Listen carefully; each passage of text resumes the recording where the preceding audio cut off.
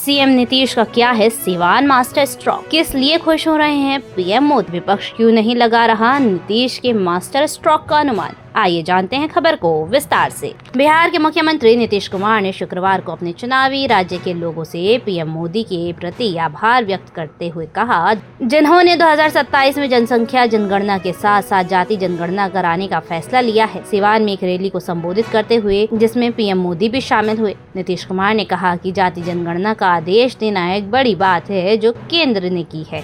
मैं इसके लिए पीएम मोदी को धन्यवाद देता हूं। कुमार ने लोगों को संबोधित करते हुए कहा कि आप सभी कृपया उनके प्रति अपना आभार प्रकट करें।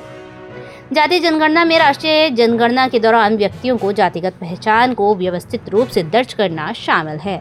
भारत में जहां जाति सामाजिक, आर्थिक और राजनीतिक जीवन को प्रभावित करती है, ऐसे डेटा विभिन्न जाति समूहों के वितरण और सामाजिक आर्थिक स्थिति के बारे में मूल्यवान जानकारी प्रदान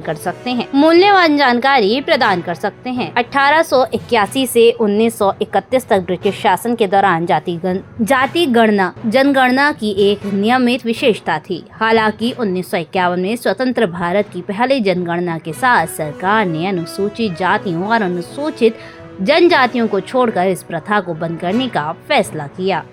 दिलचस्प बात यह है कि नीतीश कुमार के नेतृत्व वाली महागठबंधन सरकार के तहत, जिसमें लालू यादव की राजद कांग्रेस पार्टी शामिल थी, राज्य की जाति संरचना पर विस्तृत डेटा एकत्र करने के लिए 2022 और 23 के बीच बिहार में जाति जनगणना कराई गई थी।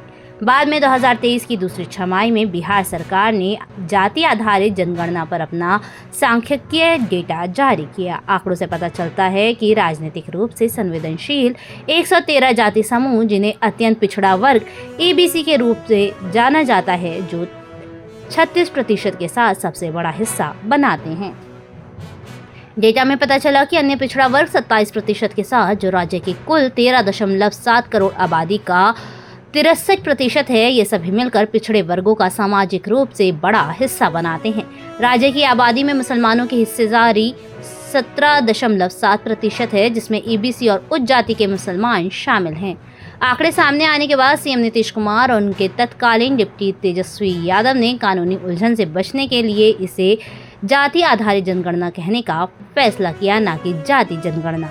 इसका कारण ये था कि क्योंकि केंद्रीय कनिष्ठ गृह मंत्री नित्यानंद राय ने 2021 में लोकसभा को बताया था कि जाति जनगणना करना कानूनी रूप से उचित नहीं होगा, क्योंकि कानून में केवल SC/ST समूहों की गणना का प्रावधान है।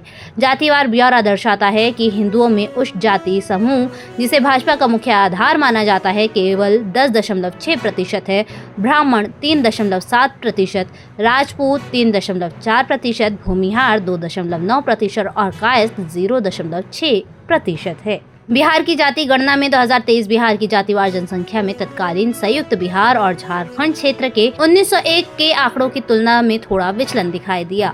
बिहार, झारखंड और ओडिशा को 1912 में ग्रेटर बंगाल से अलग किया गया था, जैसा कि स्टीफन हैनिंगम ने अपनी पुस्तक पीजेंट मूवमेंट्स इन कॉलोनियल इंडिया नॉर्थ बिहार इन 1901 में लिखा है। उस समय बिहार में उच्च और ऊंची जातियों की आबादी 15.6% थी, जिसमें कोयरी, कुर्मी और यादव जैसी मध्यम जातियों की आबादी 19.8% थी। मुसलमानों की आबादी 16.1% थी तथा अनुसूचित जातियों के साथ निम्न मध्यम जातियों की आबादी 47.9% थी। 1901 में कुल हिंदू जनसंख्या 83.3% थी, जबकि 2023 में जाति सर्वेक्षण में पता चला वर्तमान बिहार में ये 82% है। धन्यवाद।